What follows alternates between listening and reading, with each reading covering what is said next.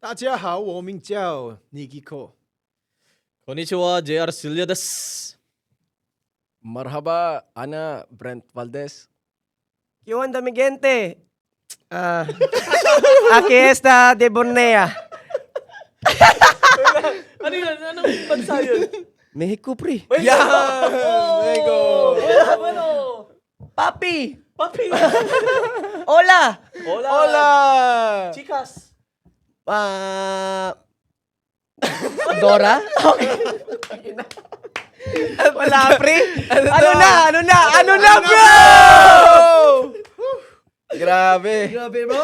Tumuguin lang ko saglit nun. Hindi ko na Oo. naiintindihan eh. Grabe yung preparation natin bago magsimula eh. Kailangan may masterpiece from iba't Oo. ibang bansa. Dahil ang topic natin today ay tungkol sa yung mga bagay na Na-wish natin na meron yung Pilipinas na wala pa dito. Yan. Na posibleng nakita natin sa ibang bansa. Mga napuntahan natin. Yung. Oo. Mauna ka na, Nikki. Oh, yan. Nikki. Sige, Ang kalapit nating bansa. Yung sa naaalala kong bansa, wag muna tayo lumayo. Sa Asia pa lang, sa Singapore, meron silang sobrang linis na mga kalsada tsaka magaganda yung sidewalk. Dito sa Pilipinas kasi, bihira ka na makakita ng sidewalk eh. Kasi, nawala yung budget. Di ko alam saan napunta. Saan kayo napunta yung budget? Sa bulsa niya? Doon pa rin tayo. Pambili ng designer bag. Ito pa, nagja-jogging ako around Ah. UST. Tapos yung isang sidewalk doon. May sidewalk naman. Pero may 5 poste na nakaganon. Ayun lang. Magkakatabi. Iba kuryente, iba hindi ko alam. Cable siguro. Hindi kasi, alam mo bakit? Magkakamag-anak yun, isa tatay, nanay.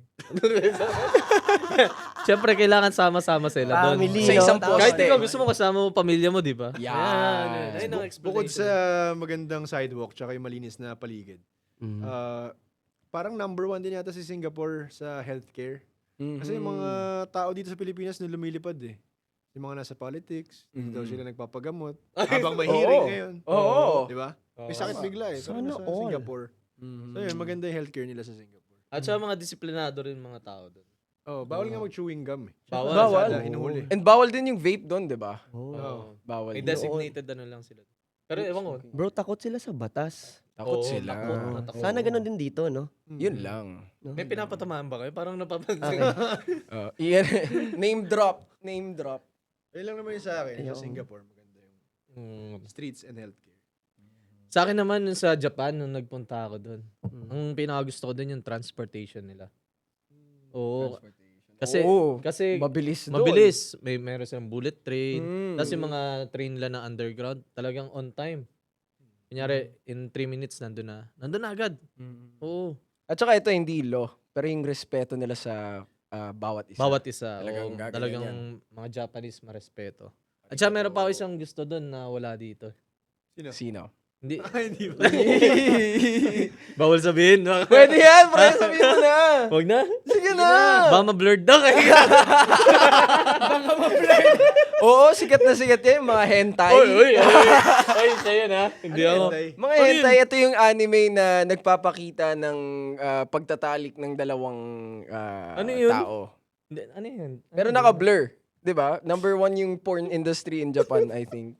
yung porn. Uy, hindi naman yan yung sinasabi ko Ay, eh. hindi ba yun? Iba yung sinasabi ko. Ay, ba? Yung mga pagkain na masasarap na nandun lang sa Japan, wala dito.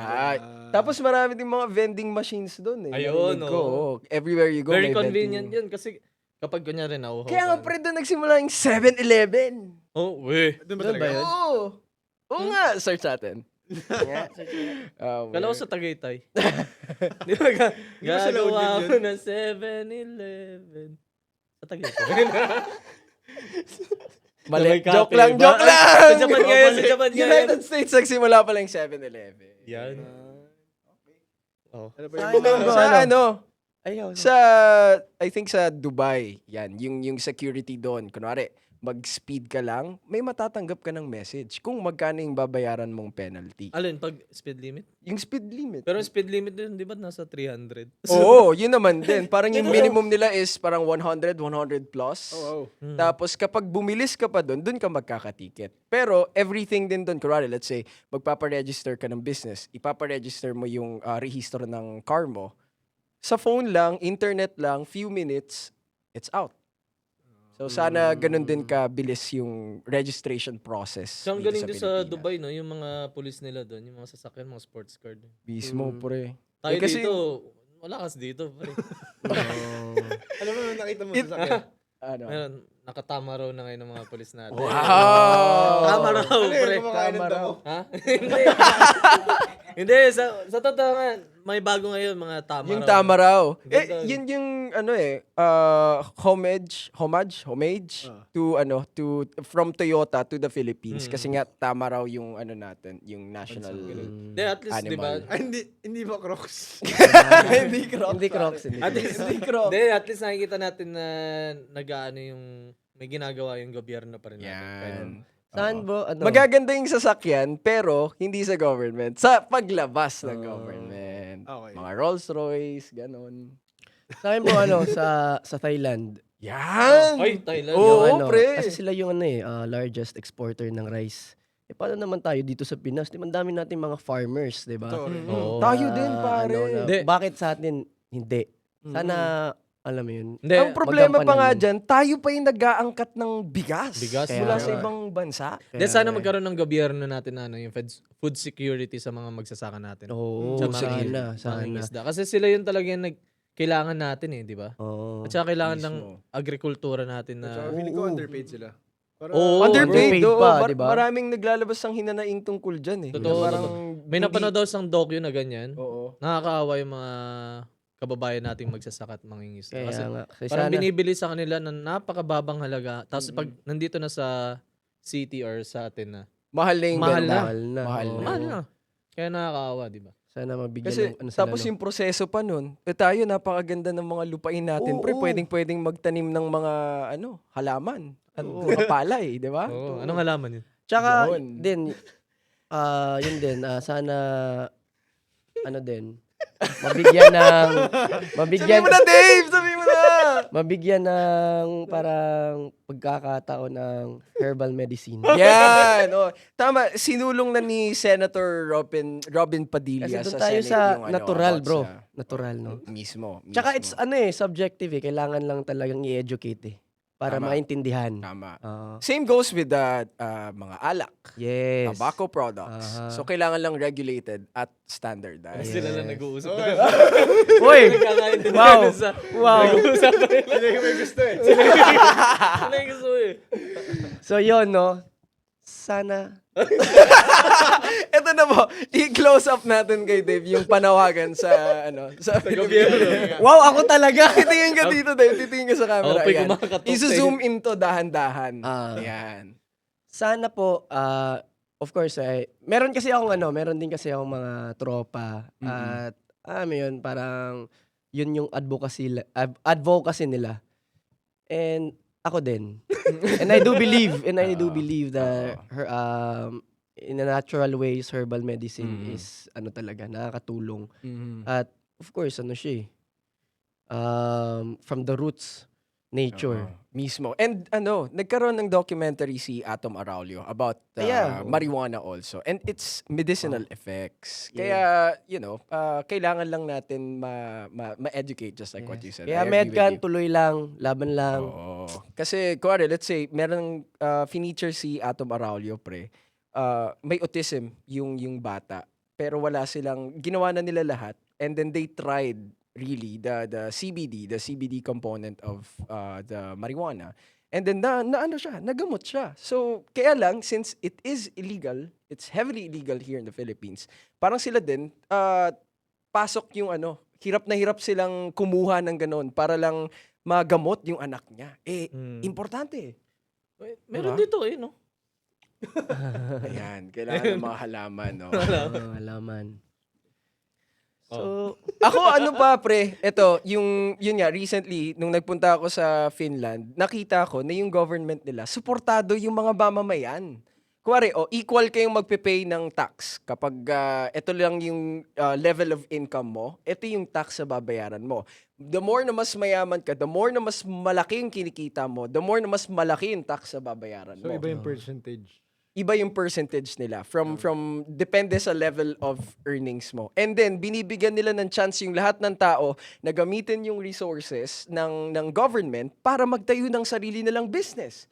Meron silang malaking library that is accessible to everyone. Pwede mong gamitin yung internet nila doon, computers nila doon. You can even play games there inside, even if it's, it's part of the entertainment. Pwede mong hiramin yung gitara, pwede kang mag-print sa 3D printers nila, pwede kang manahi. Lahat ng pwede mong gawin para magkaroon ka ng sarili mong livelihood, tutulungan ka nila.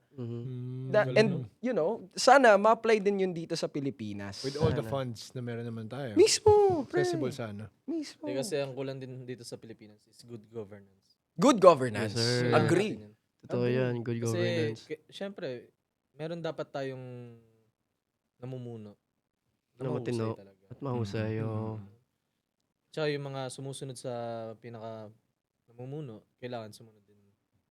Yung mga namumuno, yung magsiset ng good example para lahat ay sumunod. Kung maayos yung namumuno, maayos din ng mga... Follow sila eh. Oo. Ito nga, pre, ito yung kinaiinisan ko, bro. Kakatapos mo lang, mag-aral, graduate. Di ba, mag-a-apply kang trabaho. Mismo. Hahanapan ka ng 3 years experience. Ano yan, pre? Oo. Sige nga, paki-explain bakit. Kukuha ka ng valid ID, hahanapan ka ng ID. ID. Mm. Di ba? Ano yun? Di ba? Sige nga, Tapos yung unified ID natin, parang... Sobrang bagal ng proseso. Ang Oo. bagal ng proseso. Nasisira yung quality ng ID. Ito din sa parang, ang tawag niyan sa mga hospital insurances. Oo. Isa pa yan. Pre, di ba? Kailangan hindi na yan, parang binabayaran, parte na yan dapat sa tax natin eh. Actually. So yung mga Para public, paghuhulog ka pa. yung mga public hospitals natin, Oo. di ba? Sobrang hirap ng mga tao. Minsan kulang ng kwarto, kulang ng kama. Tawag dito, hindi nila maasikaso yung mga pasyente kasi kulang na sa pwesto. Ang dami nating pera para dun eh. Oo nga At saka pre, ito i-highlight ko lang din since we are talking about healthcare. Pare, ito, sige. Government hospitals, walang mahirap. Marami nang nakalagay sa government hospitals. Kulang ng Ang equipment. problema also, I don't know if you've noticed, yung private sectors, Yun. yung mga private hospitals, they charge so much. Of course, bilang Pilipino, ang gusto mo, yung best healthcare. But by choosing best healthcare, kailangan mo ring magbayad ng best amount just to receive the best healthcare. Here in the Philippines, it's not standardized. Kapag nagpa-check up ka, pare, may ibang mga doctors, they charge, consultation lang to. 500. Up to 4,000 pesos. Paano yun? Sobrang taas. Magkano lang bang kinikita ng minimum wage earner dito? 500, 600 pesos? How can they afford it, pare? Kaya, totoo. Galit na Ang galit. puso, ang puso. Kailangan kapatid, ang puso kapatid. Yeah, pero yun yung nakakalungkot no, sa bansa natin. Yung mahirap ka na nga, lalo ka pang maghihirap. Mismo. Kayo, sa everyday life nyo dito sa Pilipinas, anong na-experience nyo na parang sana binago? Lahat. Lahat, pre, dami. Lahat, sana ba? Mga buildings, Hindi ko alam kung nakwento ko na to, pre. Edi nag-overseas ako for 2 months. Edi, Wow, syempre, overseas. at one point So, masasanay. OFW. Hindi naman OFW. Yung pamilya ko nasa Dubai. Yeah. That's a first world country. Yung isipin mo, from the mall papunta sa MRT station nila, sa train station nila, maglalakad ka ng napakahaba, pero pare, may walkalator, naka-aircon, lahat. Wala kang mararamdaman na hirap. Solid, no? So sabi ko, pag uwi ko dito sa Pilipinas, Makati, di ba? From Makati, may nearest MRT station, Guadalupe. Sabi ko ngayon, matagal-tagal nang hindi Guadalupe ako nakasakay Station, ng- Guadalupe Station. Oo, tagal kong di nakasakay ng MRT, try ko nga. Kasi may parang swab test sa GMA noon, pre. Ngayon, sabi ko, sige, sasakay ako ng jeep mula Aruga, papunta ng Guadalupe Station. Doon pa lang sa jeep, pare, pawis na pawis ka na. Okay. Pagbaba sa may Guadalupe, pare, wala man lang pedestrian lane or walking lane for the people para makapunta sa MRT station. Ikaw na bala mag-figure out. Pagdating sa MRT station, pawis na pawis ka na. Lagkit na lagkit ka na. So pagdating mo ngayon sa Quezon City, wala na. Parang Tapos na. pauwi ka na. Pauwi na yung itsura mo. Tapos, hirap na hirap kasi siksikan yung mga tao. So, naisip ko, wala pa rin nangyayaring maganda. But I think, yung mga nilagay nila ngayon, may bali-balitang bullet train, pare. Merong mga trains na dinagdag. So, Mga tingnan subway natin. din daw. Subway daw. Subway. Sana magkatotoo. Kasi for sure kapag maganda yung Unahin mo na yung flood control bago subway. Yun lang. Oo Oo. nga. De, pero bro, Baba. kapag maganda yung transportation kasi, susunod na dyan yung mawawala yung traffic eh. Mismo. Kasi yung mga tao, mas pipili na, ito mas convenient to, mas mura. Mas mura. Magkano na lang, commute na lang Commute ako na kaysa lang. magdala akong sasakyan. Mismo. Kaya lang naman maraming tao ang nagkukotse kasi hindi sila komportable eh. Ayun ang nakita ko sa Japan. Yung Yung transportation nila, bro. Sobrang solid. Yung mga tao, hindi masyado nagtitake ng Uber kasi mahal. Mas okay yung train or ano. Tapos mga bike lanes, pare. Yan, mahalaga Meron yan. tayong bike lanes pero ginagamit din ng mga motor. So paano magbabike yung mga nakabike? Yeah. Pero magsisimula rin yan sa disiplina rin ng mga... Tsaka may napansin Mga pa pala Pilipino. ako sa mga traffic lights. Oo. Sabay yung, kunyari ito yung Yung ito daan. yung direction. Oo. May pa-left yan. Mm-mm. Tapos yung pedestrian dito, sabay din tatawid. Mm. So, kayo na bahala dumiskarte kung papaunahin. Oo, may ganun nga, no? Basta sabay yung stoplight ng walking, tsaka yung pa-left nung itong direction. So, di ko magets anong tama ba yun? O, Kailangan Malakas lang baguhin yung nila tama. yan. Malakas yung tama. Ganun talaga. Ganun talaga. bagets. Ay, naku, masyado tayo. Ano yung mga Ang dami experience? natin. Ano ba naman ang experience nyo na everyday struggles dito sa Pinas na nakakainis, nakakapikon? Ako, traffic. Yung Kaya minsan ayoko na transportation lang system lumabas eh. talaga, no?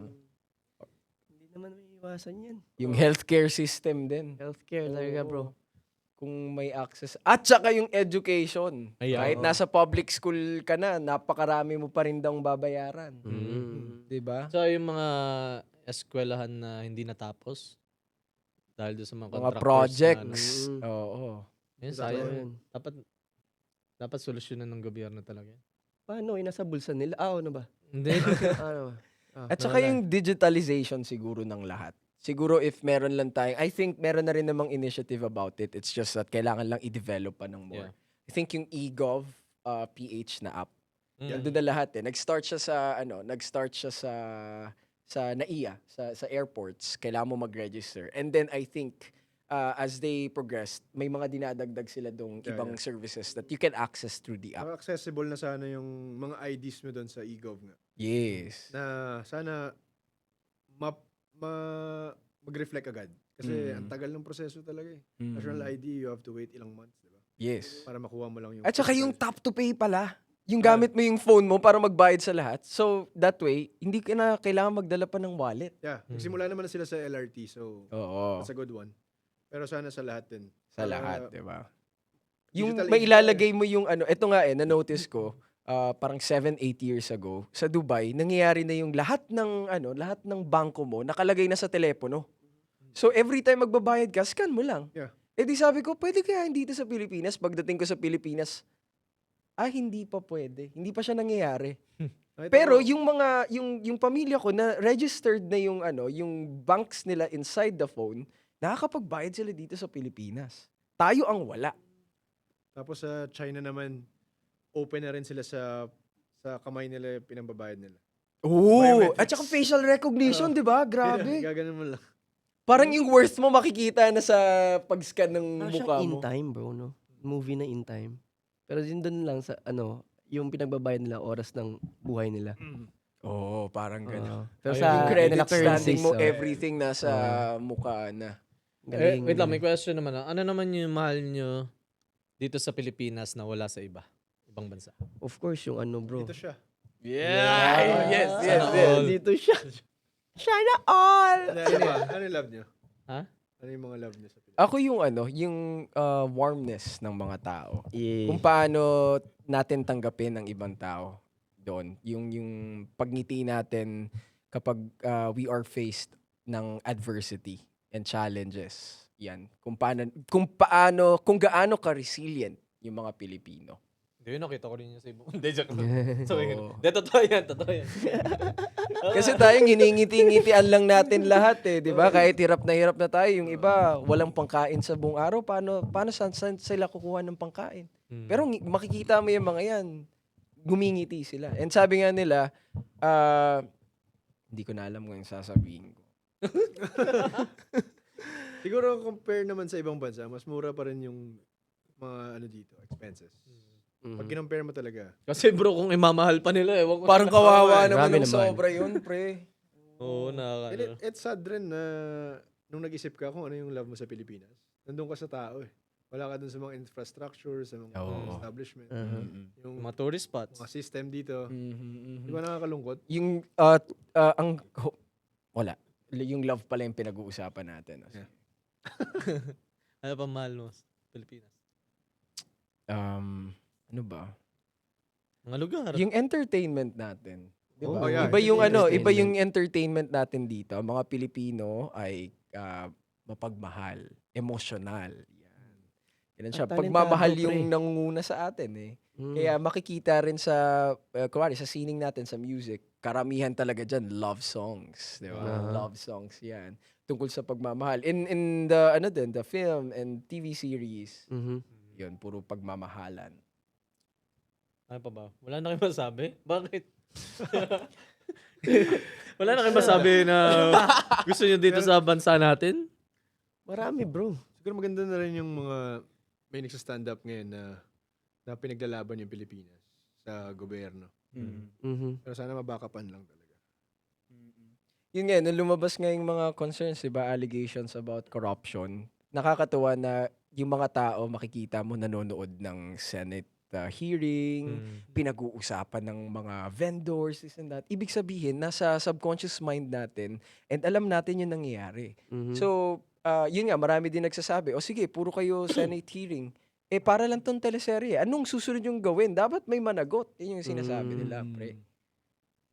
Tsaka isa pa siguro, yung hindi sa love yung mga gusto ko na mangyari dito na meron sa ibang bansa is yung safety ng mga bawat Pilipino. Kasi parang ngayon, paglalabas ka ng bahay mo or pupunta ka kung saan man mo gusto pumunta, parang laging delikado. Parang feeling mo hindi ka Oo. safe. Na parang may mangyayaring masama sa'yo lagi. Dapat ganun ulit. Yung May security, no? Yung security, safety ng lahat. Security in such a way that we feel that we are free still. Yeah. Secured tayo because they are protecting us. Yes. Hindi yung we are secured because may inimplement sila na ikakatakot nating lahat. Yeah. Diba? Why? Freedom of speech, mga ganyan. Kailangan nandyan pa rin yan, present pa rin siya. Whilst maintaining yung security for us. Na yun nga, kagaya ng sinabi mo, pag lumabas ka, hindi ka matatakot na may snatch sa'yo or Yeah. may mga hold up. Tsaka nakakalungkot kasi, meron mga news ngayon, di ba? Mga nawawala, namamatay, Oo. biglang Parang yung pinapatay. The Lost Sabongeros. Grabe O, yun. di ba? Grabe yun. Tapos sino pa yung mga nakasuhan doon, di ba? Walang marami pang nakasuhan. maraming Meron. mga suspect na Na sabi nila- pininpoint, pero dahil natapos na yung virality, nawala na rin sila. Then So, sab- sinong Dahil nanagot? sabi nila, di ba, mga tagapagpatupad ng batas pa, mga kapulisan pang naging suspect. Nakakalungkot lang na sila dapat yung nagpoprotekta sa atin. Oo nga. Sila pa yung nadadamay or sila pa yung may, di natin masabi na may gawa. Or, Ito na pala ako, may ba sa ibang bansa? Color coding scheme. Color coding? Wala, pare. Ano Wala, color no? coding? Wala, scheme? oo. Ano yun? Wala akong Bawal narinig ka na mag-drive sa ganun. Tuesday. Okay. Coding. Coding, okay. Sa atin lang because kaya nila in-applyan dito sa Pilipinas, wala tayong urban planning. Hindi nila na Dami. foresee na yung EDSA 10-20 years from now, dadami talaga yung mga motorista. So Imagine kung mo, sana lang meron ng nagkaroon ng urban planning. Isang pamilya ka lang, bro, di ba? 40 yung kotse mo, 60 yung Oo, kotse mo. diba? Di ba? Ganun. And walang face out ng kotse dito also. Parang ganun. basta may payong yung sasakyan. Oo, okay so na. dagdag lang siya ng dagdag. Produce lang ng producing manufacturers every year. Sa Pero ibang bansa merong may ganun. Parang bawal mo na gamitin obsolete after na siya. after 10 years, bawal na Yes. gamitin. Ay, ganun? Oo. which is okay din. Yung sa tourism din, also, yung Pilipinas ay napakaraming islands. Oo. 7,000 plus. kunwari, in Siargao, napakaganda ngayon ng Siargao. Pero Yes, sir. kulang pa tayo sa infrastructures, kulang pa tayo sa mga investors. So, napakamahal pang pumunta sa Siargao ngayon. di Sa ba? contractors, kulang pa Sa rin. contractors, sobra-sobra. Ang kinukuha. Oo. Kaya, di ba, pare yung yung South Korea, di ba nag-stop sila sa pag-invest sa Pilipinas? Oo, Kasi kasi, nga, they see it as parang baka maging corruption material, this and that. So, sana ma-push din natin yung tourism. Bakit yung Dubai, pare? Di ba? Yung Dubai, nag-heavily rely sila sa oil. Yes. But, after ilang decades, alam nila na yung oil, mauubos kasi yan. So, ang ginawa nila, naglagay sila ng education, healthcare, these systems. Kasi alam nila mawawala yung oil. So, now, they're heavily relying on tourism alone in Dubai. And that's, ang daming na-generate na revenues yan. Ang nakakatulong sa bansa. Pwede rin natin gawin dito. sa Pwedeng Pilipinas. pwede. Pwede. Sobrang dami nating mga natural resources, mga beach, mga bundok. Kompleto tayo eh. Hindi lang natin na-utilize mabuti. Sana ma-maximize din sa tourism natin. Ang daming maganda sa Pilipinas na pwede puntahan, pwedeng gamitin. Alam ko may oil din naman ng Pilipinas eh. May oil din ng Pilipinas, may gold, 'di ba? Gold. May mga ganun din tayo eh. Ay, Ay. Yun ang sabi natin. mapapahinga ka na lang ng malalim dito sa episode na to talaga. Ano yung hope nyo? Hope sa Pilipinas. I hope. Hopeless. Ano? Ikaw, anong hope mo? Yung hope ko talaga yung yung future leaders natin. Especially yung mga leaders in our generation, yung mga millennials, Gen Z, and also yung the boomers and the later generations, dapat matuto din sila sa kung ano na yung viewpoint kasi nagpapabago-bago yung pangangailangan eh. We are constantly evolving, pare. So kailangan sumabay tayo sa kung ano yung nangyayari ngayon. Kasi kunwari sila, yung naiisip nila na what worked for them 50 years ago may probably not work now.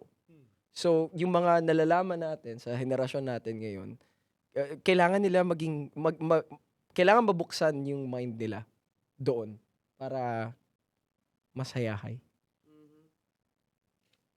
Ako, hope ko, sana magkaisang bawat isa. Yeah. Yung, maging maayos, lahat. Magtulungan. Magtulungan, hindi magsiraan, maging maayos na lahat. Hanggang sa gumanda ang bansa natin at maging okay. Ikaw, anong hope mo? Dream, believe, survive. Dream, believe, survive. Doon talaga magsisimula sa leaders eh. Pero if may napanood rin ako na na video sa TikTok na if hindi man nila kaya maging sobrang linis, pero sana maging malinis. Ipakita naman nila sa tao na may pakiaman lang sila. Na may gagawin silang maganda para sa ikaunlad ng Pilipinas. Hindi lang lahat bubulsahin mo. Kasi siguro meron na malinis na bansa, pero siguro naman may mga corruption din sa ibang bansa kasi may mga nagagalit nga tulad sa Nepal, sa Malaysia. Kailangan pa ba natin hintayin yon? Ipakita na lang natin na kaya natin mag-level up din yung Pilipinas. Kasi ang dami nating pwedeng gamitin sa loob ng bansa natin. Kung mabibigyan nila tayo ng opportunity na maging malinis, di ba? Ang ganda ng Pilipinas. Healthcare, kalsada.